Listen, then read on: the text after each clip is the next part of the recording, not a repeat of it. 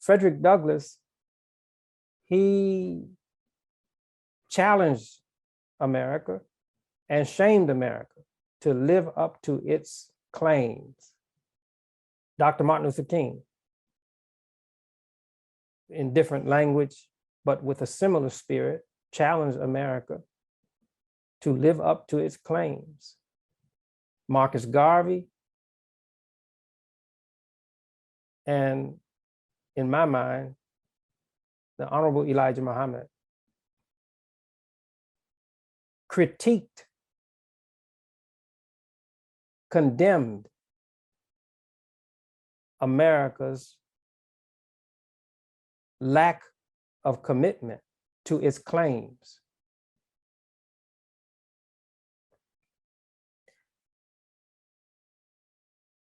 All of them recognize in their commentary, in their observations, a troubled condition.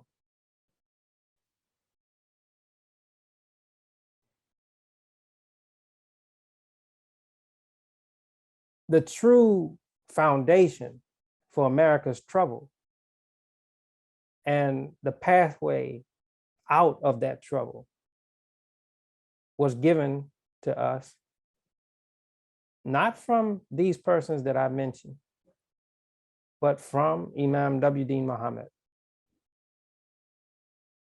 He said once to me, and I think he said it to others too, and he said it in a different way than he said it to me in public. But I think the way he said it to me, he said it to others too, but he was speaking to me personally. He said, my father knew how to get out of America. He said, but he didn't know how to get back in. He said, I know how to get back in. And this is a point that must be understood, because America's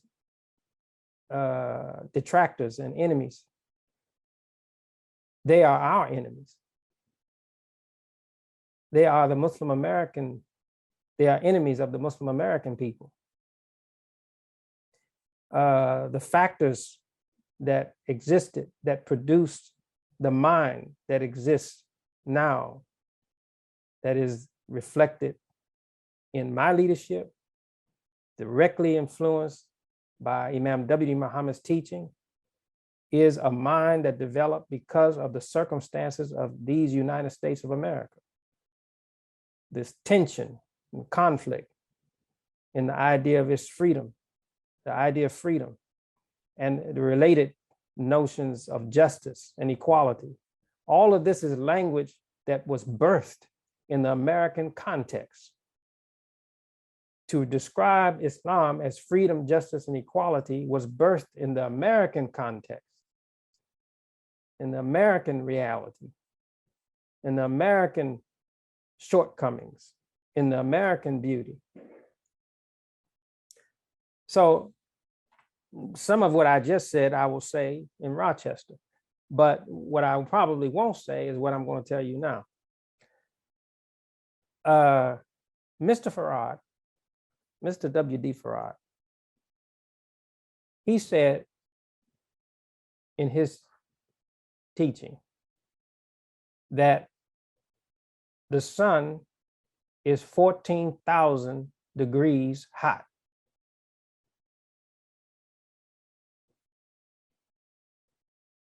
Everything that was given in those lessons has direct relation to the condition of the African-American people in the United States of America. And it has direct reference to the remedies that Islam offers, and in particular, the Quran.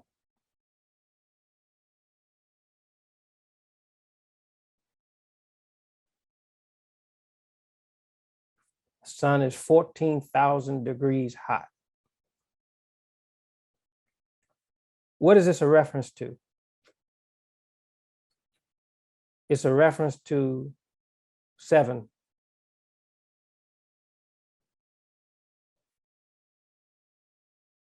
It's a reference to Jacob. It's a reference to Joseph.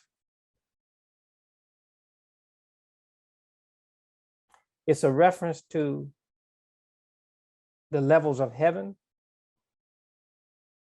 It's a reference to the opening of understanding, of revelation to man on this earth.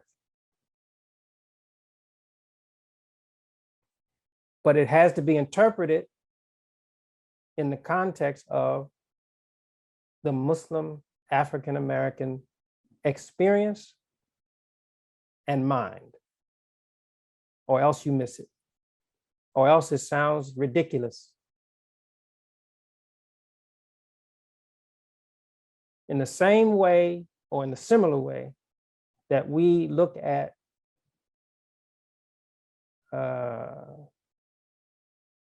mythological Greek gods, stories that are associated with those mythological figures as they relate to the identity of the Greek people and their progression toward their ideas of society. Same way that we look at the hieroglyphics of ancient Egypt and its mythology as relates to the ordering of the human world.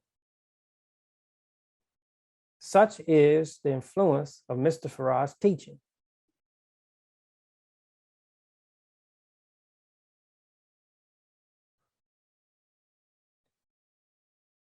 It's given, and I'm just giving this to you in brief, and I'm mentioning this, as I said, in the context of what influences me in my preparation to address this important matter in Rochester. Not that I will even mention this, as I said, in the address. I probably won't mention it, but I want you to know how I arrive at this topic, the burden of American freedom, and the necessity to address this concern, even if the audience in Rochester is limited. I know that there are important persons in the public of the United States of America that will be very interested in what I have to say on that occasion.